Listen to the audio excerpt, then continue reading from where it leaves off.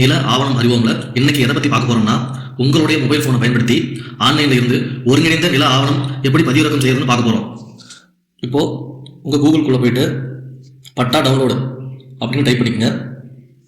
Patta chitta government of Tamil Nadu அப்படின்னு வெப்சைட்டுக்குள்ள போயிருங்க. இதுல பட்டா சிட்டா புல வரைபடம் ஊரகம் நத்தம் அப்படின்ற பேஜுக்குள்ள கிளிக் பண்ணிக்கங்க. இந்த மாதிரி ஒரு பேஜ் வரும். இந்த பேஜில் உங்களுடைய சொந்த மாவட்டம் எது அப்படின்றத செலக்ட் பண்ணிக்கோங்க.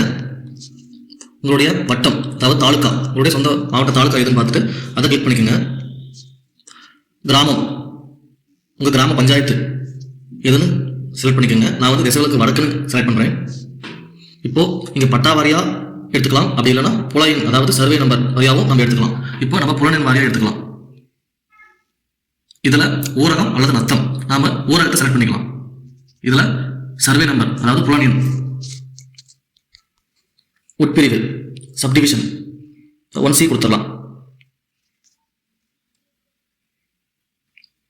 மொபைல் நம்பர் அதாவது உங்க கரண்ட்ல என்ன மொபைல் வச்சிருக்கீங்களோ அந்த நம்பர்லேயே கொடுத்துடலாம். கொடுத்துட்டோமா, இதுக்கு ஒரு OTP ஜென்ரேட் ஆகும்.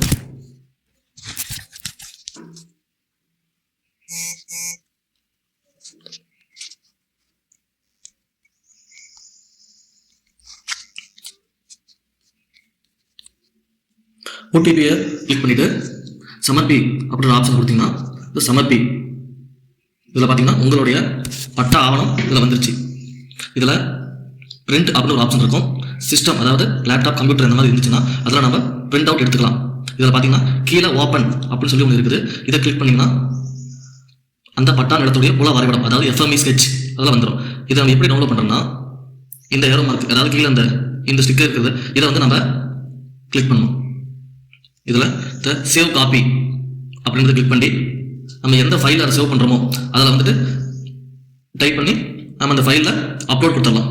நன்றி, வணக்கம்.